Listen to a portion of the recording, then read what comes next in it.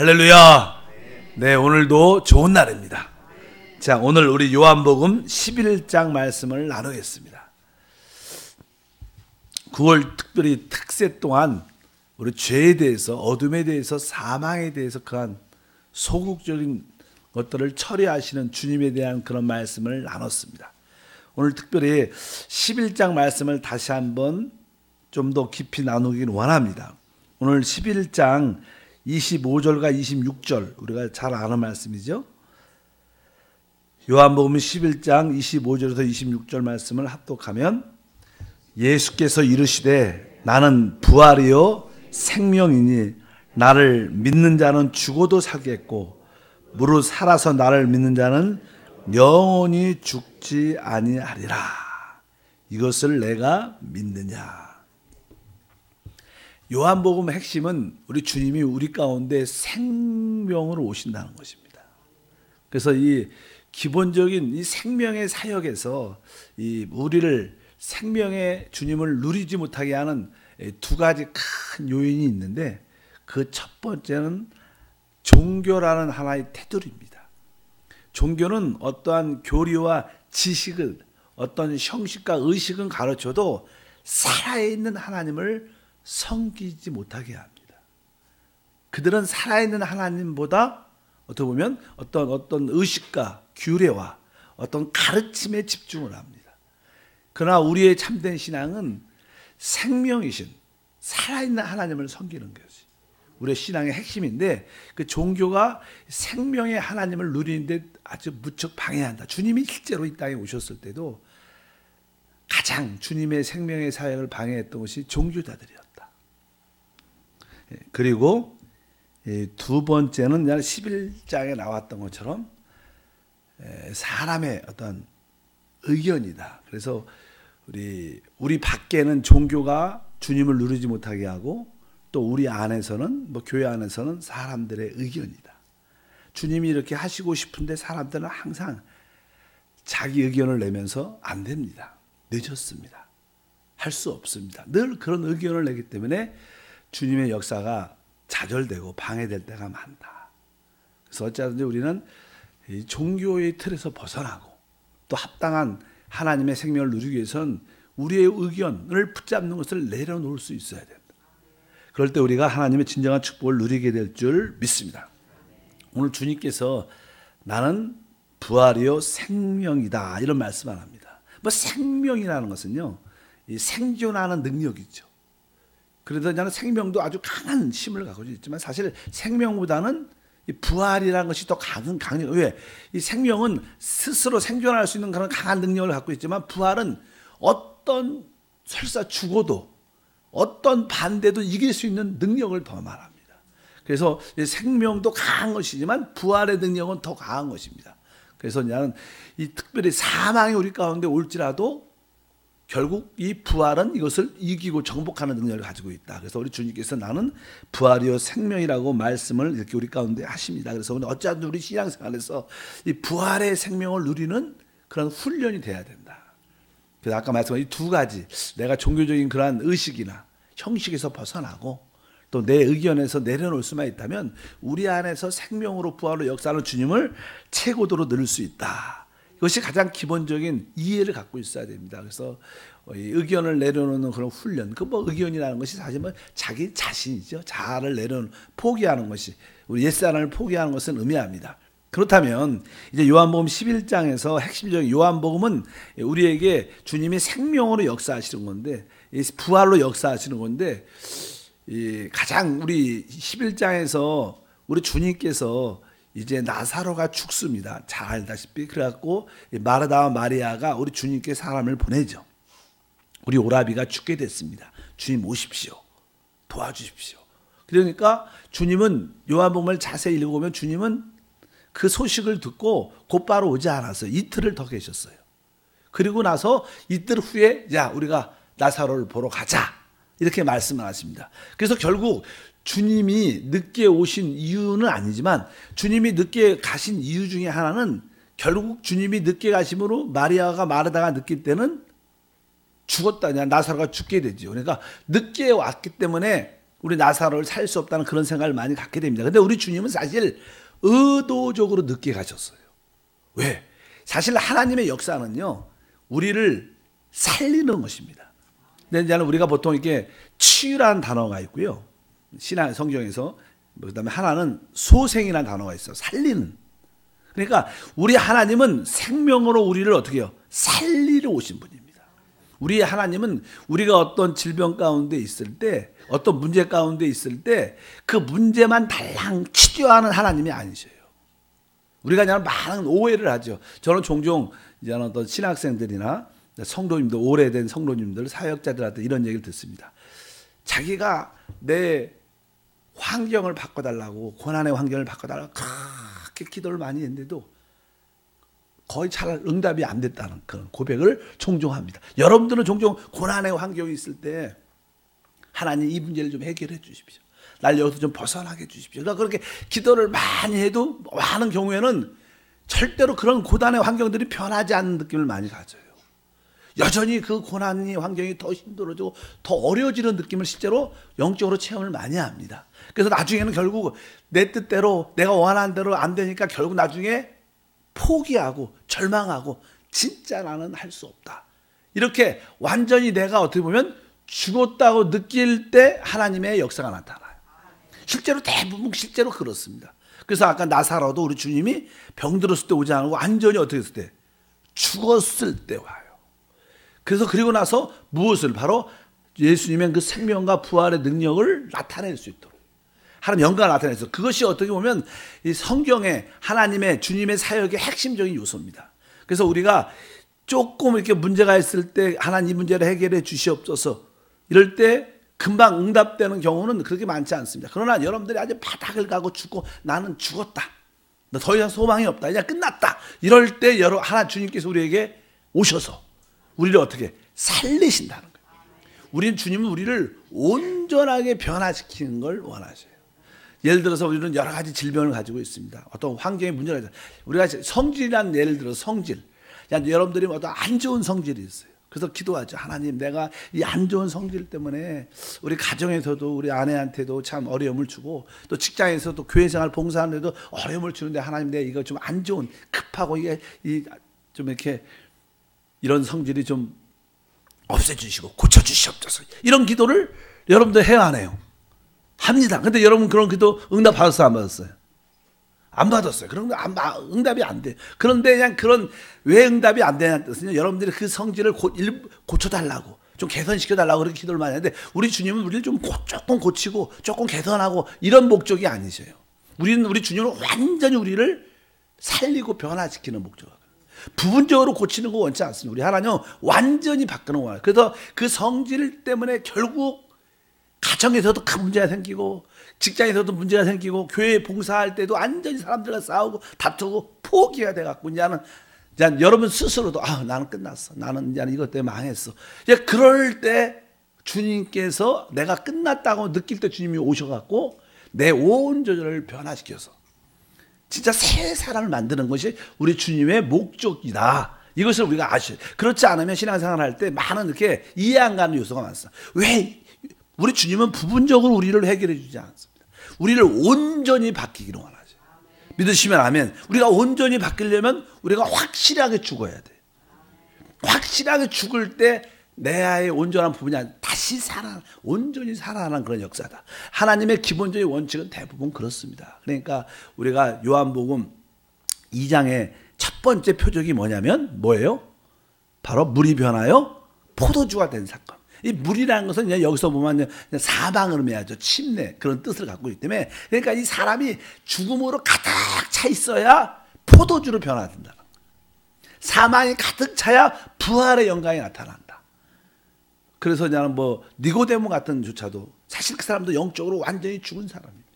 왕의 신하도 그렇고 모든 여기에 나오는 사건들이 다 바닥을 가고 바닥을 쳤을 때 주님의 살리는 역사가 나타난다. 그래서 우리가 항상 그 주님의 기본적인 생명의 원칙이, 우리가 끝을 가야, 내가 사망으로 꽉 채워질 때 주님이 그 자리에 생명으로 들어오신다. 우리 주님은 부분적인 치료보다는 우리를 완전히 소생이고 살리는 그런 역사를 주님께서 이루신 것을 우리가 알아야 될 줄 믿습니다. 그래서 주님께서 나는 부활이요 생명이다 그러면서 그렇게 나사로를 살리는 그런 기본적인 원칙을 갖고 있어요. 그래서 우리가 어쩌든지 하나님 안에서 내가 이 종교적인 모습과 내 의견을 완전히 처리해낼 때 하나님의 부활의 역사가 우리 가운데 나타난 것을 여러분들이 아시길 바랍니다. 그리고 오늘 말씀한 것처럼 하나님의 역사는 우리를 되살리는 겁니다. 완전히 우리 온 존재를 살리는 것이지 부분적으로 우리를 고쳐나가지 않습니다. 어떤 물건을 샀을 때 물건이 그냥 불량품이나 자꾸만 고장나고 또 고장나고 그러면 또 바꾸고, 어떤 분이 그런 얘기하더 자동차를 샀는데 서비스 센터를 새 차인데도 1년에 한 몇 번 이상 갔다고, 또 고치면 또 그 부분이 잘 해결이 안 돼서 또 고치고 그래서 화가 나서 바꿔달라 해도 안 바꿔주고. 근데 우리 주님은요 부분적으로 우리를 고치지 않습니다. 우리를 어떻게 완전히 소생시키고 완전히 바꾸는 원칙이 하나님의 뜻이다. 그럴 때 우리가 기쁨으로 우리가 주님의 그 죽음을 나의 것으로 받아들일 수 있는, 내가 끝나야 주님의 부활의 역사는 나타난다. 그런 것이 만약 기본적인 우리 주님께서 우리 가운데 역사하는 원칙인 것을 이해해야 우리가 하나님을 섬길 때 혼돈이 없지 않을까 생각을 많이 합니다.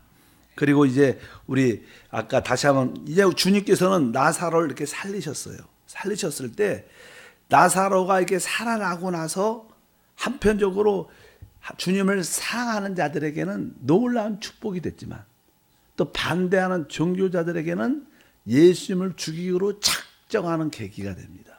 그래서 그냥 우리 한번 찾아보면 요한복음에 이렇게 표현을 합니다. 이 11장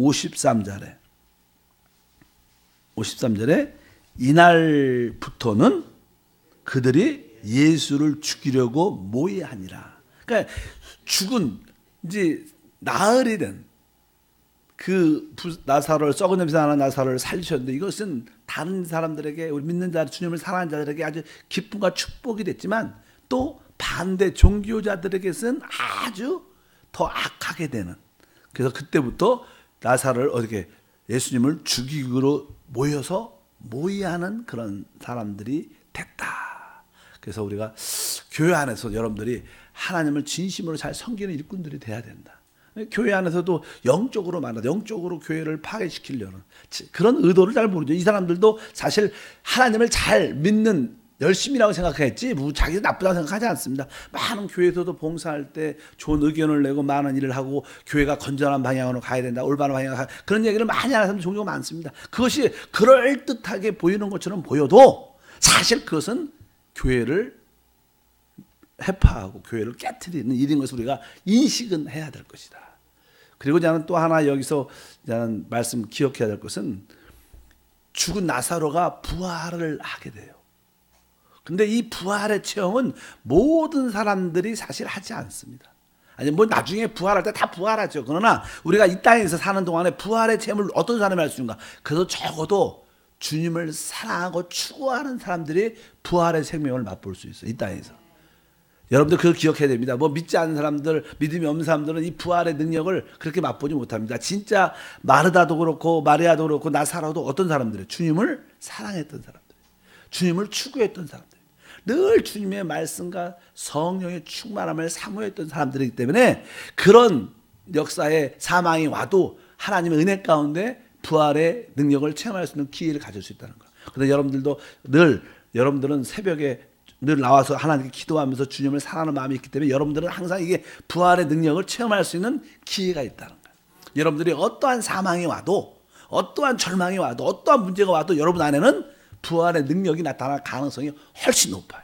그래서 여러분들은 좌절할 필요 없습니다. 포기할 필요 없어요. 우리 주님이 여러분에게 부활의 능력을 주시자면 누구한테 주시겠습니까? 거기에 대한 확신이 있기를 바랍니다. 그래, 내가 주님을 사랑하지, 내 안에 또 부활의 생명 그리스도가 계시지, 나는 어떠한 절망도, 어떠한 문제도, 어떠한 질병도 나를 해할 수 없다. 설사 사망의 큰 문제가, 절망의 문제가 나에게 다가온 것처럼 보여도 여러분들은 능히 그것을 이길 수 있다는, 왜? 여러분 안에 부활의 생명이 있다는 그것을 분명히 아시고, 주님을 사랑했던 세 사람들이 그 부활의 능력을 다 맛본 것처럼 우리들도 능히 맛볼 수 있다는 그런 위로가 있고 그러한 믿음이 있기를 주님으로 축복합니다. 그리고 나서 이제 49절부터 52절 한번 읽어보면 그들이 예수를 죽이기로 모의를 하죠. 그리고 나서냐는 그들 종교자들 가운데 이런 이야기를 합니다. 읽어볼까요? 그 중에 한 사람 그의 대제사장인 가야바가 그들에게 말하되 너희가 아무것도 알지 못하는도다. 한 사람의 백성을 위하여 죽어서 온 민족이 망하지 않게 되는 것이 너희에게 유익한 줄 생각하지 아니하는도다 하였으니 이 말은 스스로 함이 아니요 그 해의 대제사장이므로 예수께서 그 민족을 위하시고 또 그 민족만 위할 뿐 아니라 흩어진 하나님 자녀를 모아 하나 되게 하기 위하여 죽으실 것을 미리 말함이러라. 종교자들이 바리새인들과 지도자들이 예수를 죽이러 모의하니까 그해 대제사장이었던 가야바가 하나의 예언을 하죠. 예언을. 성령에 감동돼서 아마 예언을 할 것입니다. 그래서 한 사람이 죽어 온 민족이 망하게 되지 않게 될 건데 그러면서 특별히 52절을 말합니다. 또 그 민족만 위할 뿐 아니라 흩어진 하나님의 자녀를 모아 하나 되게 하기 위하여. 그러니까 예수님의 그 죽음과 부활의 능력을 통해서 이제 모든 유대인과 이방인의 믿는 사람들이 영적으로 어떻게 하나가 된다는 거예요.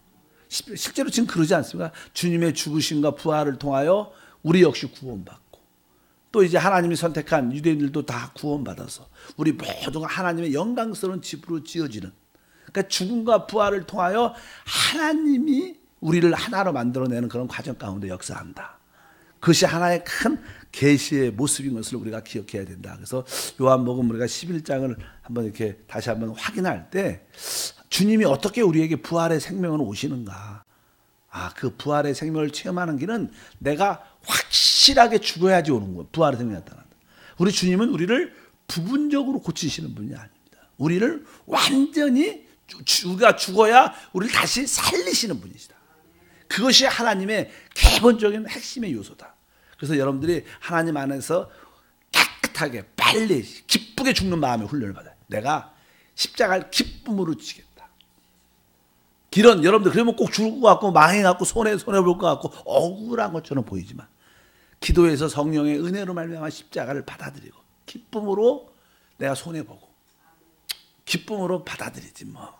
이렇게 여러분들이 결정을 하면 여러분 안에 뭐가 부활의 생명이 나타나서 모든 사망의 요소를 다 제거하고 우리를 다시 한번 살리고 소생시키고 새 사람으로 만들어내는 놀라운 역사를 일으켜 주신 것이 믿습니다. 그래서 이게 많은 성도님들의 간증을 보면 대부분 진짜 나름대로 한 번쯤은 다 자기가 확실하게 죽었다는 간증들이 있어요. 큰 전체적으로 그런 모습도 있고 어떤 부분적인 일에 대해서도 내가 이 부분에 대해서 내가 이 사업에 대해서 내가 하나님한테 끝난 적이 있지. 내 힘은 안 되는 건 확실이야. 진짜 그럴 때 하나님께서 다시 한번 그것도 회복시켜 주시고 건강도 그래요. 여러분들 병원도 다니고 뭐도 막 가지고 약도 먹고 운동도 많이 하고 하지만 결국 그것이 안 돼서 내 이 질병은 안 돼. 이렇게 끝났을 때 하나님의 역사하심이 나타나.